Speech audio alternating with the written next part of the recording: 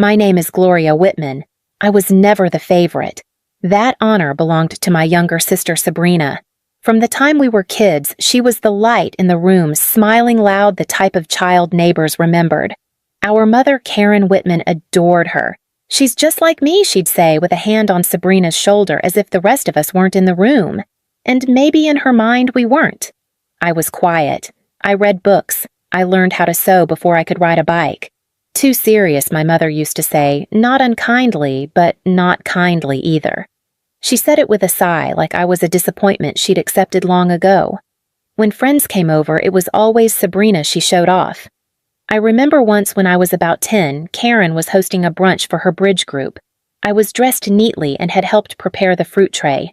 As I came into the living room, she caught sight of me, waved quickly, and mouthed, "Not now, Gloria." Later, she explained, "It's just, you're hard to explain. You wouldn't enjoy the chatter anyway." Robert Whitman, our father, never made me feel that way. He was quieter than Karen, steadier. He worked as a machinist for over 40 years, the kind of job that leaves oil under your nails no matter how long you scrub. He never missed dinner, never forgot a birthday, never raised his voice. He didn't show off, but he noticed everything. When I brought home a perfect score on a math exam, he stuck it on the fridge even when Karen rolled her eyes. "No one hangs test papers past middle school," she said. "It's not cute anymore." Dad just smiled and left it there. He treated us equally. That's what I held on to. Even when Karen bought Sabrina a new dress for a dance and told me, "Well, you never go to those things," I reminded myself Dad loves me the same. Even into adulthood, things didn't change much. Sabrina still lived like life owed her good things. She had jobs, but nothing steady. When one didn't work out, Karen always had an excuse for her. It wasn't the right fit, she'd say. Or the manager sounded jealous. Sabrina smiled and coasted through while I built my career slowly, carefully, and alone. I moved out first, paid my own rent, fixed my own car, visited home on weekends, and somehow in every visit I was still the guest no one expected. Robert, though, always noticed when I was there. He'd leave the porch light on. He'd have coffee ready. "How's work?" he'd ask and mean it. I never had to fight for his attention. He gave it freely. That was the balance of our family, Karen and Sabrina, orbiting each other, loud and glittering, and me and Dad holding still in the center. I didn't realize how fragile that balance was until it broke. Dad retired at 65. He didn't throw a party. He didn't want one. He just came home one Friday with a brown box and a pair of work gloves and said, "That's it." At first, it felt good having him around more. He built a bird feeder. He started keeping a small garden out back. I'd stop by after work, and he'd have something new to show me, nothing grand, just small useful things. That was who he was. Always fixing, always making something a little better. Then one morning, he missed a step going down the back porch.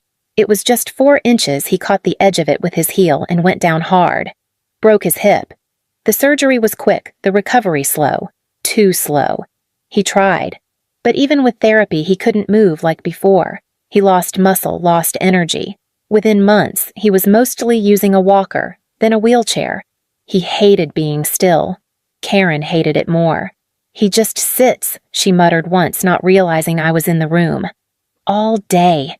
Just sits there." Sabrina nodded, flipping through a magazine. "It's depressing. He doesn't even talk much anymore." "Can you blame him?" I asked, standing behind them. They looked up, startled. Karen laughed a little too loudly. "We're not saying anything bad. It's just hard to see him like that." But they weren't seeing him. Not really. They were avoiding him. It started small. Karen stopped cooking full meals. Sabrina claimed she was too sensitive to help with bathing or meds. Then came the travel brochures. I found one on the kitchen counter, a high-end resort in New Mexico. Spa wine-tasting horseback trails. "Looks nice," I said, holding it up. Karen glanced over. "We're thinking of taking a little trip." "Without Dad?" "Well, of course. He can't fly like that. Who's going to be here with him?" Karen waved a hand. "You, I assumed. You've always been good with these things." "They didn't ask." "They just assumed." It kept happening. They went out more. Dinners, weekends away, sometimes without telling me. I'd show up to check on Dad and find him alone in the living room watching golf with the volume turned low. One evening, I arrived just before the care worker, Teresa Martin, a retired nurse we'd hired part-time, showed up. She looked confused. "Is no one else home?" she asked. "No." Why, I was told someone would be here to assist. I called Karen. She didn't answer. Sabrina texted back 2 hours later. "Out for dinner. Can't it wait?" That night, I did the bathing myself. Dad apologized for the trouble. I said nothing. I couldn't bring myself to lie and say it was fine. Eventually, I asked them both to step up, rotate care days, manage meds, at least handle paperwork. Karen sighed. "I didn't sign up to be a nurse. I have my own life, Gloria." Sabrina said, "You're so good at this stuff. You're the one with the schedule and the binders and the phone numbers. I should have known something else was coming. About 6 months after Dad's fall, I noticed some things weren't adding up. His bank statements, ones I used to help him sort, stopped arriving. When I asked Karen, she said I switched to digital. Less clutter. I didn't push, but it bothered me. So I logged into the online account one afternoon using the credentials I'd set up years ago. Access denied. I called the bank. The manager said the account permissions had changed. I wasn't listed anymore. That same week, I overheard Karen on the phone booking a week-long retreat. "Just bill the deposit to the main account," she said. "Main account?" I asked later. She smiled. "Your father's. We have power of attorney now. It's just easier." I froze. "Since when 2 months ago? We needed it, medical decisions, you know. Legal stuff." "You didn't tell me." Karen shrugged. "It was handled. No drama." Sabrina chimed in. "You don't need to worry, Gloria. We've got it covered." But they didn't. Not really. They'd taken control, quietly, legally, and entirely, and I hadn't seen it coming. By the 8th year, Dad was down to 1 room. He didn't leave the house anymore. He stayed mostly in the den where the afternoon light was soft, and the chair by the window had become his second skin. The garden was overgrown, the bird feeder empty. He spoke less, but when he did, he still asked how my day was. I'd cut my hours at work down to part-time. Teresa, the care worker, could only cover 3 afternoons a week. The rest was mine. Karen and Sabrina had drifted into the background completely. Sabrina was between jobs again, but somehow too busy to help. Karen kept saying she had arthritis in her hands. I stopped asking. One Thursday, after a visit to the hospital for what was supposed to be a routine scan, the doctor asked me to step into his office. He didn't close the door. He didn't need to. "Your father has late-stage pancreatic cancer," he said. "We estimate months, not a year." Dad must have seen it in my face when I came back to the waiting room. I didn't speak. He just reached for my hand. That night, I emailed my job and resigned. There was no announcement at home. Karen didn't ask. Sabrina said, "Wow, that's a choice." But for me, it wasn't. Each day after that became sharper. There was no time to waste. I made meals Dad could swallow. I managed his meds, tracked appointments read to him when he was too tired to open his eyes. One evening, while I was cleaning out a drawer in the den, I found a manila envelope with my name on it. Inside was a letter. It was his handwriting. Neat. A little shaky, but legible. "Gloria, if you're reading this, it means I've probably already lost the energy to say things out loud. I want you to have what I've been able to gather. It's not everything, but it's something that matters. Take care of yourself first. You've done more than enough for me. Love, always, Dad." Behind the letter was a copy of a rental contract for a 2-bedroom apartment about 40 minutes from town. I recognized the name of the complex. We'd driven past it once on the way to a clinic. He'd pointed it out. "Nice place," he said. "Close to a park." He'd already made a deposit. And I knew why. Michael Reyes, the hospice case coordinator who sometimes covered Teresa's shifts, had become something more than kind. We'd shared late-night conversations on the front porch. Coffee in to-go cups. Quiet understanding. We weren't official, but we weren't strangers either. When Dad found out, he didn't scold. He smiled. "You deserve someone who stays," he said. And then, while I was focused on caregiving, he'd quietly planned something for me for us. A wedding date penciled into the fall calendar, paid deposits, receipts. all tucked neatly into that same envelope.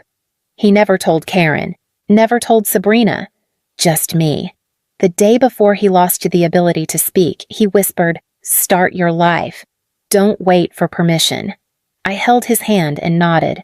Dad passed quietly on a Sunday morning. I was with him.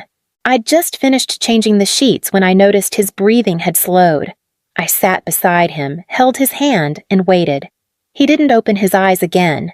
There was no dramatic gasp, no last word, just the smallest exhale and stillness.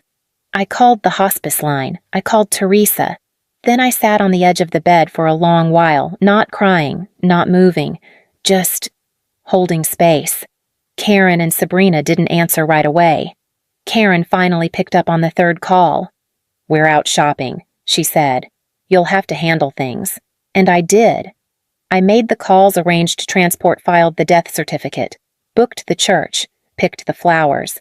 Sabrina texted me later. "Let me know what time the service is. I'll see if I can make it." The morning of the funeral, I arrived early, straightened the chairs, greeted the first few visitors. Karen showed up late in a tailored black suit. Sabrina came in after her sunglasses still on. Neither offered to help. But when it was time for the eulogy, Karen walked to the podium like it was her stage. She said all the right things, spoke about Robert's quiet strength, his devotion, his sacrifices. I stared at the floor and tried not to let the words hollow out my chest. After the service, I went home, our home, the house that still smelled like his soap and black coffee. I wanted nothing more than to be alone, but Karen and Sabrina were already there, seated in the living room with wine glasses as if nothing had happened. "We need to talk," Karen said. I stood in the entryway, still in my dress. "Can it wait?" "It can't." Sabrina held up a document. "This is a waiver," she said. "It says you agree not to contest anything in the estate. It's just a formality." I didn't move. Karen leaned forward. "We have the power of attorney, Gloria. We've spoken to the attorney. We're inheriting the house.